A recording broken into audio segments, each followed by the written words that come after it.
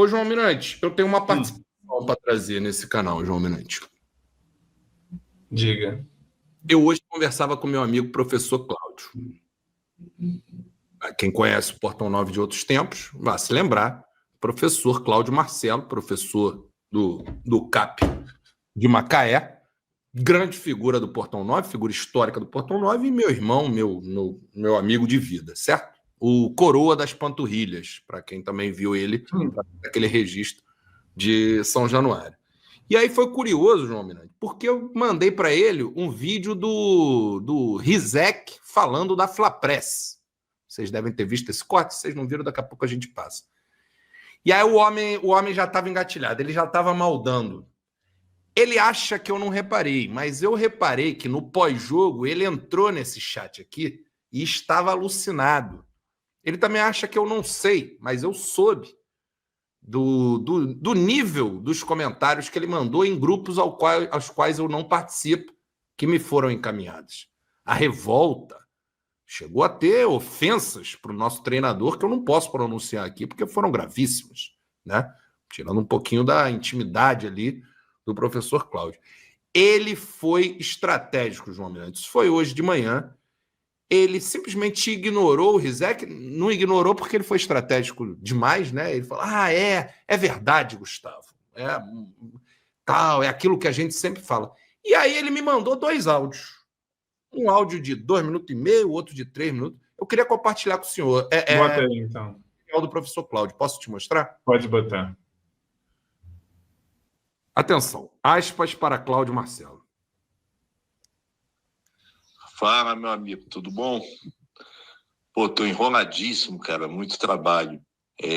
Aí eu nem sei que hora vai ser teu programa e não, provavelmente não vai dar para ouvir.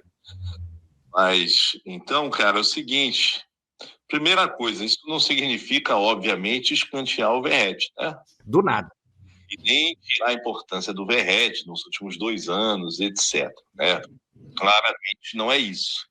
Mas que o Verratti está passando por uma fase muito ruim, está. E, na minha opinião, acho contrário. Acho que para preservar ele, o Diniz já deveria ter barrado ele. Pô, o cara não consegue matar uma bola, dominar uma bola. Tá? Então, primeira coisa, o Verratti está numa fase muito ruim. Aspecto, diretamente com esse jogo, né? Porra, com o jogo com o Flamengo, porra, você não... Cara, se o Verratti joga, não tem como... Né? A gente não tem contra-ataque nenhum. O Flamengo vai jogar no campo do Vasco. Eu lembro que eu fui no Vasco Fluminense, o Vasco perdeu 2-1, né, primeiro turno, e, pô, eu vi o Thiago Silva, comentei com um camarada que estava do meu lado, assim, eu vi o Thiago Silva falar para um cara, para o outro zagueiro, falar, não, pode deixar, quero o Verratti. Cara, Thiago Silva, deixar porque eles avançaram e qualquer bola eu vou chegar na frente dele. Então, se tá o Verratti, ele não consegue chegar em nenhuma bola. O que acontece? O outro time adversário avança. E, porra, esse time do Flamengo avançar, jogar no campo do Vasco, fudeu, meu amigo. A gente tem que dar uma preocupada. Entendeu? Tem que ver se eles avançarem. Porra, eu vou tomar uma bola nas costas aqui, então não vou poder avançar tanto. Minimamente para você tentar equilibrar o jogo, tá certo? Outro aspecto, cara, o Coutinho tá voltando a jogar bem, cara, tá jogando bem, eu tô vendo o Coutinho tá muito bem.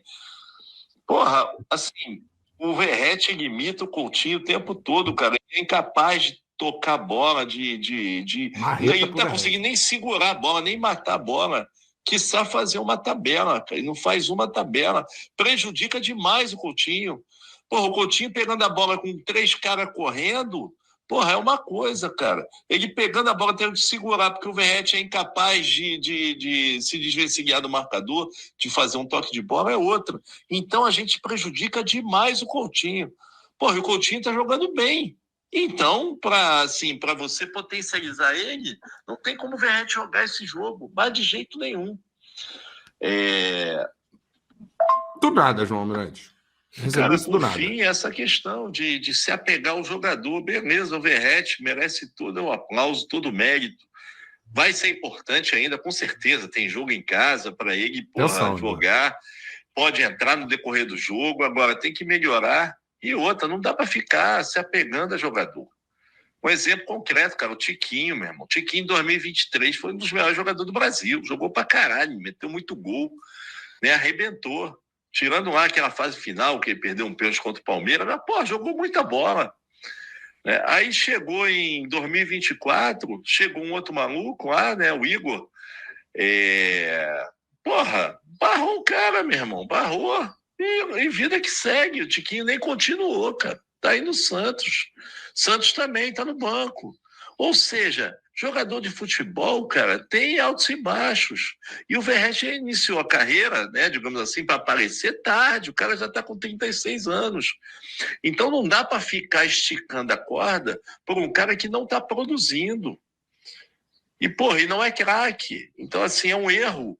Por fim, cara, Diniz, assim, o estilo de jogo dele não combina em nada com o Verratti. Então, para ver essa questão, isso é que eu fico puto. Porra, com molecada, ele é exigente pra caralho. Tem jogador que entra, depois não entra mais. Jogou mal, não entra mais. Porra, com o Verratti é uma paciência danada. A promotoria tá então, terminando. Essa parada de jogador veterano, né, de ele ficar passando a mão na cabeça, muita panela. Tá errado, tá errado. Isso é ruim até pro grupo, cara. Isso é ruim pro grupo. Entendeu? Tem o David para entrar aí, o Andrés Gomes está entrando correndo. Tem os caras para correr, maluco. Futebol é correria.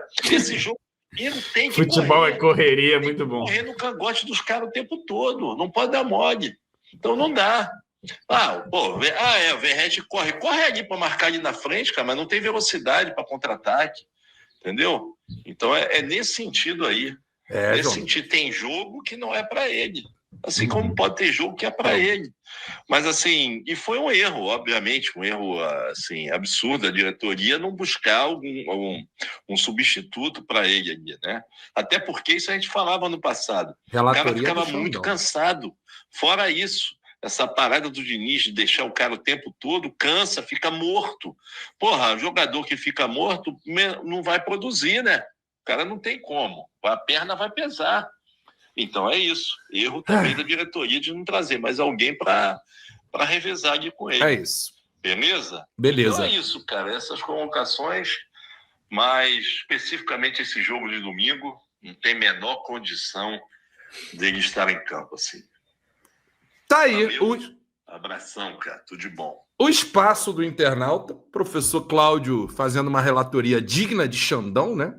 Implacável. Coletou provas, coletou argumentos e trouxe um debate que é um debate que a gente aqui no Expresso 1923 vem sendo cobrado, inclusive, João Almirante. A gente comentava ontem que os comentários da galera no pós-jogo era muito esses canalhas não falaram do Verratti, não sei o que do Verratti e tal, e a gente trouxe aqui essa peça implacável contra a Verratti. João Almirante, eu te escuto. Já fizemos esse debate várias vezes, então a gente sabe que o respeito ao Verratti, que é colocado no áudio do professor também, ele existe, que há todo um outro lado, mas eu te escuto a sua análise, meu amigo. Não, eu concordo em linhas gerais com o que o professor disse. Ele dá o exemplo do Botafogo, com o Tiquinho, que eu acho pertinente. Lá no Botafogo, é claro, contrataram o Igor Jesus, né? Aqui no Vasco tem a diferença, não contrataram ninguém. O Verratti chegou em 2023 e em 2024 eu lembro da gente fazer esse debate e eu lembro de dizer também que eu achava que o Verratti precisava mais até do que um reserva, ele precisava alguém que o desafiasse na titularidade da posição. Isso lá no início de 2024. O que aconteceu em 2024? Veio o Cleiton, que pouco teve espaço aqui, né? E foi embora. Então não veio ninguém. Então continuou o Verratti. Então, e para esse ano a gente falava de novo, né, cara? Tinha que chegar ali alguma coisa para colocar para botar ali uma pressão no Verratti ou ser uma opção ao Verratti. E também não chegou. Você apostava que o Ryan podia ser esse jogador, ia voltar o Adson e tal. Mas aí o Adson se machuca, o Ryan se encontra na ponta. E ficamos de novo com essa posição descoberta. Tem ali o GB e tal. No começo do ano não tinha o David, não tinha o Andrés Gomes, não tinha o Matheus França. Então, eu acho que em algum momento ficava um debate assim, tem que sair o Verratti, mas vai entrar quem? E não tinha muito que manobrar, né? Era o Alex Teixeira, era, sei lá, né? Não tinha muito o que fazer, né? O Lloyd entrar numa ponta, adiantar o Ryan. Então, ficava meio que, cara, o Verratti tem que jogar porque não tem, entre outras coisas, porque não tem quem colocar no lugar. Agora, eu acho que, ainda que a gente não tenha contratado um centroavante, você pode, com as peças que se integraram aí, o David voltando, o próprio Andrés Gomes, Matheus França, você ganha ali umas possibilidades. Agora, sobre o estilo do Diniz e do Verratti, eu lembro que no jogo contra o Fortaleza, o Diniz foi perguntado sobre isso. E ele falou que o Verratti era o tipo de jogador que ele mais gostava e tal, e naquele jogo ele meteu 2 gols, o Verratti, né? Aquele jogo contra o Fortaleza e tal, que o Verratti ia fazer muitos gols, que tal. Só que a gente sempre ficou naquela assim, vamos ver, né, cara, como é que isso vai se encaixar num médio e longo prazo, porque a gente sabe o que o Verratti pode oferecer e o que o jogo do Diniz pede, né? Que pede, inclusive, que o goleiro saiba sair tocando arriscadamente dentro da pequena área. Então, assim, o atacante do estilo do Verratti, a primeira análise cara, isso não vai encaixar muito bem, né? E o adendo que ele faz sobre o estilo do Coutinho, eu concordo muito também. O Coutinho, ele precisa que esses homens de frente, quando ele pega na bola, façam um facão, se aproximem para fazer uma tabela, 1-2 com ele. Tanto que ele acaba encostando aonde? No Nuno, né? Quem que vai tabelar comigo aqui? É o Nuno. Porque, porra, o centroavante não te oferece isso, né? É meio doido isso. O Verratti não tem pivô, né? Então, se ele tivesse um pivô mínimo, assim, ele tá cada vez pior nisso. Eu acho que em algum momento a gente ele até faz. Agora tá um negócio de quebrar a bola que é louco. E, mais especificamente sobre o jogo com o Flamengo, eu concordo integralmente. Se o Verratti for titular, e eu acredito que vai ser, é um daqueles jogos que ou ele mete uma cabeçada na bola num lance aleatório, rola um lance e ele faz alguma coisa, ou ele não vai nem ver bola. E a gente vai ficar muito preso, porque, de fato, esse jogo vai impor uma dificuldade ao Vasco que a gente não vai ter a bola. Vai ter uma posse muito mais disputada do que costuma ser o jogo que o Vasco tem mais posse de bola. Eles vão ter mais a posse de bola e a gente vai ter que ter velocidade, contra-ataque. Isso que o professor fala, observa, é muito certeiro. O zagueiro ali, ainda mais o zagueiro do Flamengo, que são rápidos, são bons pra caralho, enfim, o time dos caras, não precisa nem dizer. Vê o Verratti ali, sabe que pode avançar, porque se a bola for quebrada no Verratti, primeiro, ele já vai ter uma dificuldade de dominar. E se ele dominar, até ele para sustentar, tu sabe que o cara vai chegar e ele não tem um drible. Ele não vai driblar ninguém, né? O Verratti não dribla ninguém, né? Você não lembra, o Verratti deu um drible em algum jogador, né? É uma coisa assim que não existe. Então, fica limitado. Você colocando ali, quem sabe, uma dupla de ataque, botando o Ryan mais à frente, o Andrés Gomes para correr de um lado, você preocupa um pouco mais, né? Segura minimamente o outro time, sabendo que, porra, de repente a bola nas costas lá, o colombiano rápido pra caralho pode dar um problema, que o Ryan lá na frente também, numa bola nas costas da zaga, tem qualidade de pegar de mano e fazer uma jogada individual que o Verratti não oferece, né? Mas acredito que o Verratti ainda vai ser titular nesse domingo. Não acho que teremos surpresa quanto a isso. Será, meu amigo? Vamos trazer aqui o que falou o Fernando Diniz na coletiva pós-jogo, falando sobre o Verratti no domingo. Muita gente falou sobre isso hoje, né? Se for coerente, diziam vários hoje à tarde, Verratti vai para o banco, uma vez que o Fernando Diniz argumentou assim, ó. Eu não via motivo para tirar o Verratti do jogo. A gente precisava de gente para fazer gol. No fundo, se eu tivesse mais um, eu coloquei o David, que é o cara que a gente tinha no banco, e mais se aproximava de jogar um pouco dentro da área. O jogo hoje ia terminar, independente do cara, se ele tivesse com um jogador a mais ou não, é um jogo que ia terminar em muito cruzamento. Ele é um cara especialista, eu concordo, assim, não está fazendo o gol na especialidade dele, somente de cabeça, não está fazendo, mas ele é um jogador, mesmo quando ele não faz gol, ele está lá e a bola sobra para o outro. Ele é um cara que contribui muito na parte tática, contribui na bola aérea, e é um jogador que eu acredito. Não quer dizer que ele não vai sair. Hoje, especificamente, não era um jogo que eu achava que ele tinha que sair. Não achava de maneira nenhuma. Eu achava que era um jogador. A gente tinha que, se tivesse um jogador, mais um jogador alto, ia fazer talvez 2 centroavantes, porque assim, o jogo ia acabar tendo muito cruzamento como teve. A gente acabou fazendo o gol de cruzamento, tivemos outras chances de cruzamento também. O Ceará é um time, quando a gente vai andando com a bola, foi ganhando o campo, é um time que se tranca muito e acaba as jogadas saindo mais pelo lado. Ou seja, meu amigo João Mirante, dá para se ter uma interpretação aqui de que o Diniz não descarta a possibilidade de, numa situação de jogo onde o Vasco for mais atacado contra um time que deixa espaço, ele entenda o Verratti como uma opção de banco, ou como uma tentativa de buscar, ou como uma experiência de buscar outras formações, como a que jogou contra o Santos, né? Será que isso não vai influenciar com relação a um time que é tão caracteristicamente diferente a postura que ele narrou do Ceará, como é o time do Flamengo no domingo? É um jogo totalmente diferente, né? O jogo contra o Ceará é um jogo que você vai ter a bola. E assim, no jogo contra o Ceará, se você analisar as substituições, vamos lá. A primeira, qual que é a primeira substituição? Ele tira o Cocão, que tinha que sair, recua o Nuno e coloca o Andrés Gomes. Depois ele tira o Lucas Freitas, coloca o Cuesta, puxa o Renan para a zaga. Aí depois ele tira o Barros, que se machuca, e coloca o DVD, trazendo Coutinho e Nuno por dentro, de volante. E aí eu acho que ali nesse final de jogo era para sair o Nuno e o Coutinho mesmo, porque eles estavam mortos ali, simplesmente. Acho que esse jogo não me incomodou tanto, como eu vejo alguns que, tipo, ficou uma leitura muito... Pô, era para ter tirado o Verratti ali. Não sei se talvez no intervalo pudesse, em vez de você trazer o Nuno, você jogava o Andrés Gomes para a direita e levava o Ryan para frente? Poderia ser uma... Mas aí você não mexeria no problema no meio, né?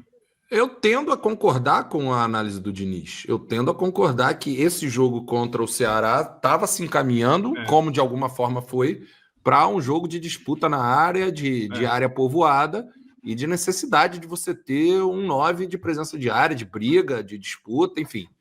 E nesse sentido, o Verratti fazia sentido ficar até o final. Talvez não fizesse nem sentido por alguma estratégia diferente, né? Não é nem que não fizesse sentido. Talvez com até alguma estratégia diferente você pudesse até ter começado sem o Verratti ou algo assim, né? Mas quando o jogo vai se encaminhando com um empate até o final ali, era óbvio que o jogo ia se manter numa característica que já estava se apresentando de disputa na área, e o Verratti, a permanência dele me parece que é comum. Mas o que me pega dessa entrevista do Diniz é justamente que ele abre o espaço para, se fosse diferente, aí sim a gente podia ter uma discussão. E agora vamos ver, né? Vamos ver nesse domingo. Contra o Botafogo, era um pouco semelhante ao que a gente vai encarar de contexto. Mas o Vasco ainda tenta, né? O Vasco ainda tenta contra o Botafogo, claramente não consegue desde o início e começa a espetar mais. Mas, assim, isso tudo num contexto, João, que é inegável a gente falar sobre o mau momento do Verratti, né? E com todos os disclaimers, tá, gente? Todo mundo aqui que acompanha a gente sabe, primeiro, o respeito, a admiração, a gente gosta do Verratti. O Verratti é pica, porra. A postura do Verratti enquanto líder do Vasco da Gama foi fundamental nos últimos 2 anos e ainda é muito importante para o time nesse ano. O Verratti, inclusive, como opção de banco em alguns jogos, isso não é demérito algum, como bem disse o professor Cláudio.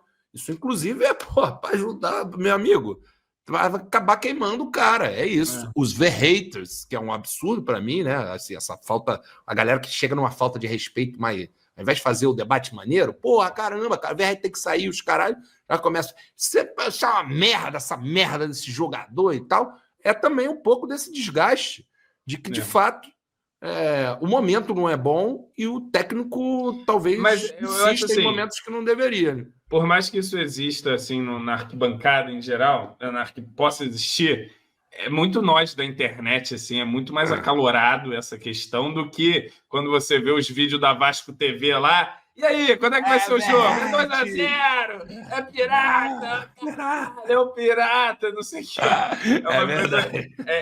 Esse debate Verratti é muito maior aqui. Só que como hoje todo dia todo mundo tem rede social também, então é um negócio que vai para a materialidade, vai para a realidade também. Mas talvez é menor, com certeza é menor na realidade do Sim. que na nossa micro-realidade. Mas tem uma coisa que é curiosa, João Almirante, que é justamente a enquete que o Globo Esporte colocou mas hoje. ainda é um mundo virtual também, né? De alguma forma. É um portal, mas é... Mas já é o GE, né? Porque mas... os recortes, né? A galera, assim, vocês já repararam que tem os espaços vascracudos, e o Twitter é um grande espaço vascracudo. Os canais, cada um com o seu recorte, sua característica de público, vai ter lá uma galera que, como vocês, não tem mais o que fazer e ficam falando de Vasco o dia inteiro, acompanhando a gente aqui falando de Vasco. E tem o Net Vasco e o GE, que é uma parada mais ampla, que é muito mais próximo a uma parada que você pega ali na arquibancada, no botequim, no ponto de ônibus, né? A massa, né? E aí, cara, pela primeira vez, João, outro dia teve uma como é que era? Uma pesquisa dessas que fazia uma pergunta sobre o ataque do Vasco. E o Verratti estava entre os mais escalados.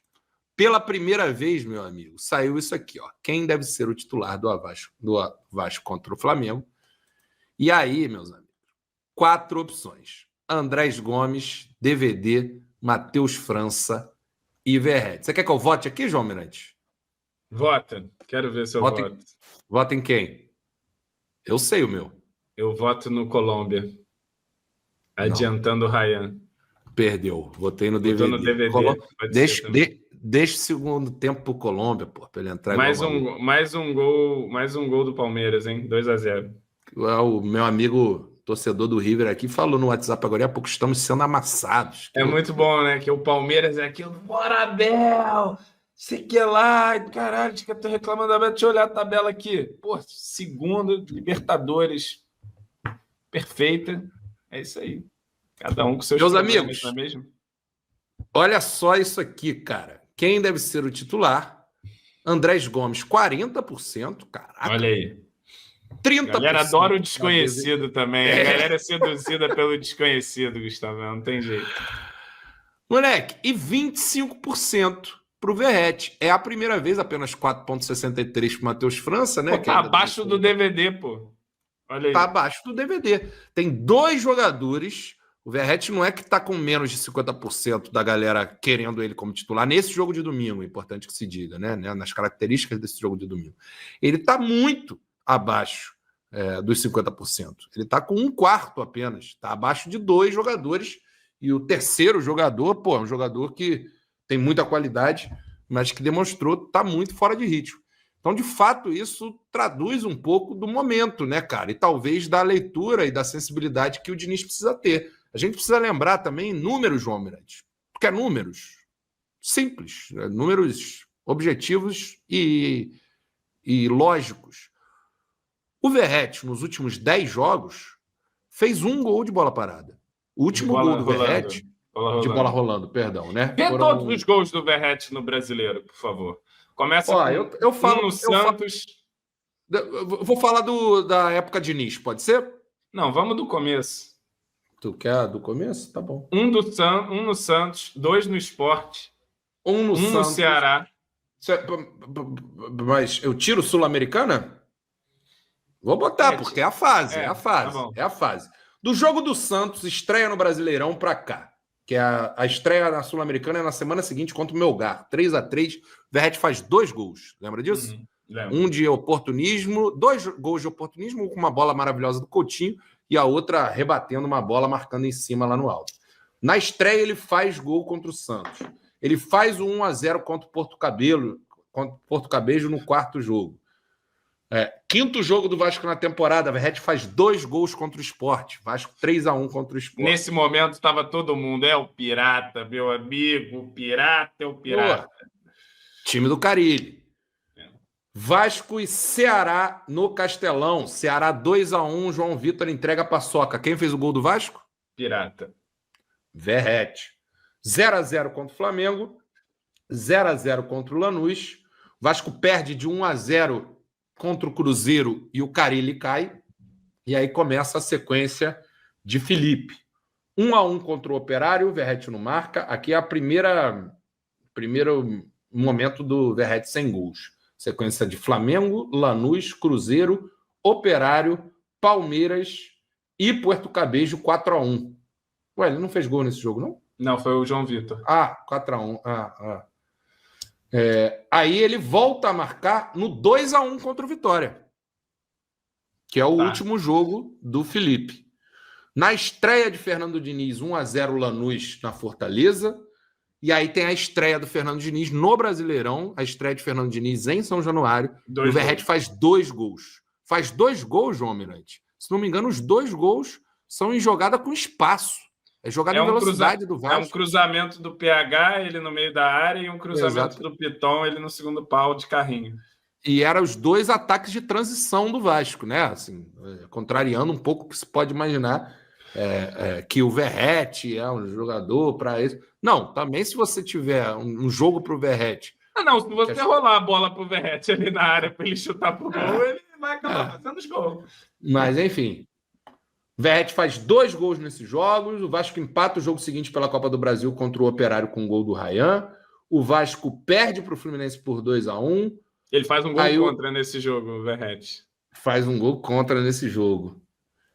E aí, na Sul-Americana, o 3-0 contra o Melgar tem gol do Verratti também, que também é um gol de pé do Verratti.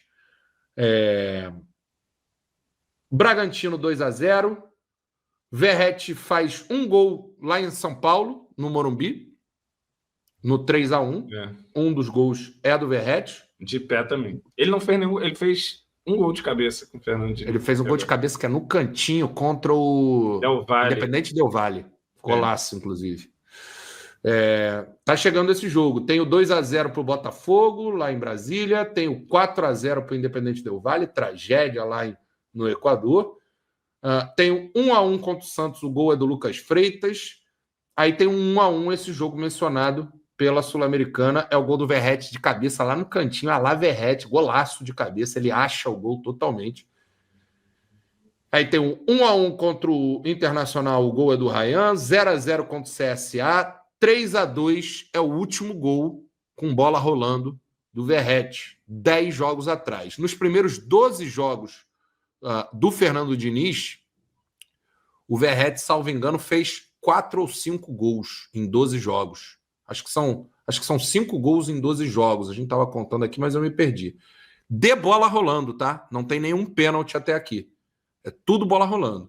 Ele faz nos últimos 10 jogos, são 22 jogos do Fernando Diniz, nos últimos 10 jogos é apenas um gol de bola rolando, é esse gol contra o Mirassol, aquela bola que ele está ali perto da trave, a bola sobra para ele está bem posicionado.